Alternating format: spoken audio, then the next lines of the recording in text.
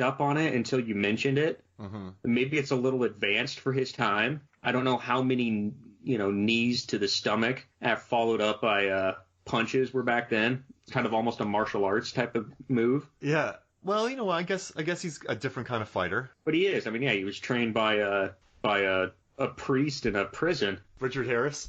By Richard Harris. So I mean, you're gonna learn some sneaky moves in there. Yeah, I just at first, what's kind of crazy is I watched this fight before I rewatched the movie, and I was a little kind of not disappointed in it, but it's just one of those fights that I think when you've, obviously this is stupid to say, but when you've kind of been immersed in the whole film, this fight, man, really brings you into it. And I don't know, I just thought it was a smart move to have the back and forth, and I thought it was smart to not have Guy run. I like that the hero never got soft. He got his murder. He got his revenge. And I don't know, I just dug it. I think that's one of these fights that could have gone 18 different ways. But I think with the actor's physicality, I mean, listen, you hire Guy Pearce and Caviezel, I feel like they're going to learn how to sword fight. Like Guy Pearce, I don't think he'll half anything. So watching them in this, it felt believable. And they trained for 3 hours a day for close to 2 months while filming this. I mean, these guys trained all out with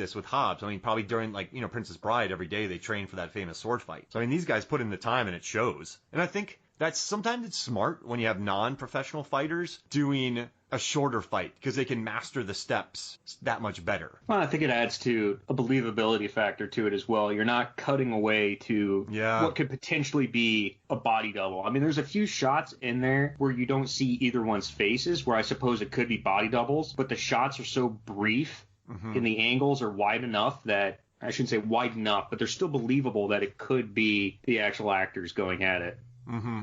And I don't know, you see their faces. I love the dolly shots. I thought it was just a sweeping, beautiful fight. So I dig it. So what was your favorite part of this brawl? I think, honestly, it's kind of right before everything gets going.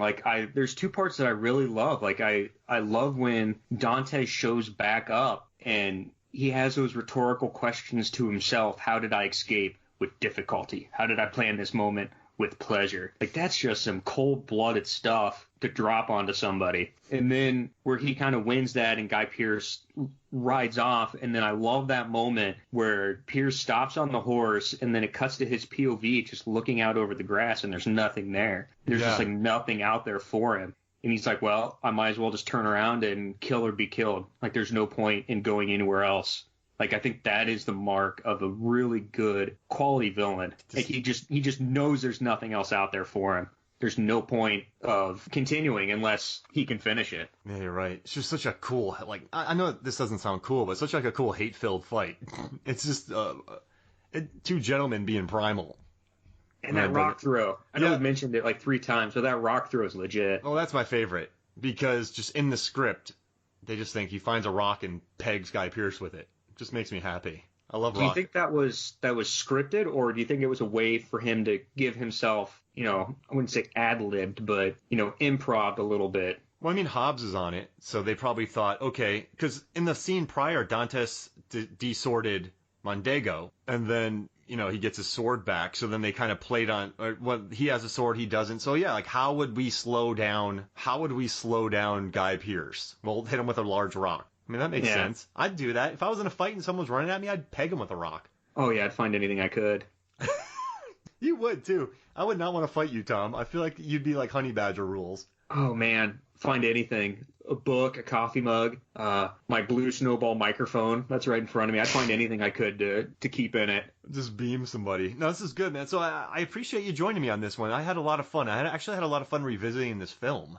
I dig it. And I want to watch... We should maybe look up more Guy Pearce final fights. I wonder if he's had any other final... Lockdown. I don't know if he has a final fight in that movie. Lockdown. Oh, you love Lockdown? I love Lockdown. Dude, that's so cheesy. That's one of Megan's and my favorites. We might have to get you on and do a podcast with all 3 of us.